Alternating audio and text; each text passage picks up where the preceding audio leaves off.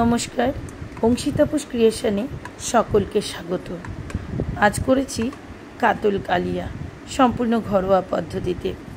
মাছগুলোকে হলুদ লবণ মাখিয়ে সর্ষের তেলে ভেজে নিয়েছি। এদিকে আমি মশলাগুলো রেডি করে ফেলেছি। মশলার মধ্যে দিয়েছি জিরে, শুকনো লঙ্কা, আদা, 3 কোয়া রসুন, ছোট পেঁয়াজ একটা এবং সর্ষে ও পোস্ত বাটা, আর 6টার মতন কাজুও বেটে রেখেছি। এদিকে দেখো বন্ধুরা, মাছগুলো সুন্দর ভাজা হয়ে গেছে।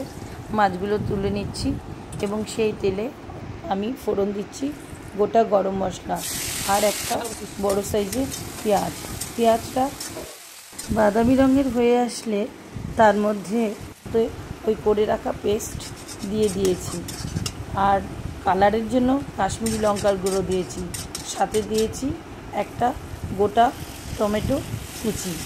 এবার ভালো করে মশলাটা কষে আসলে আমাকে আগে থেকে যে বেটে রাখা কাজু বাটা সেটাও আমি দিয়ে আরেকটু ভালো করে মশলাটা কষে নিয়েছি। যখন তেলটা দেখো বন্ধুরা কি সুন্দর তেলটা বেরিয়ে আসছে, তখনই কিন্তু দিয়ে দিতে হবে গরম করা জল। গরম জলটা দিয়ে দিলে টেস্ট ভালো আসে।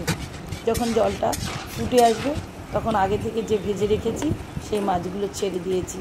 বেশ ফুটে আসার পর ঝোলটা যখন কমে আসবে তখন তৈরি হয়ে যাবে আমার কাতল কালিয়া। ব্যাস রেডি। আপনাদের ভালো লাগলে সাবস্ক্রাইব এবং লাইক করে আমার পাশে থাকবেন।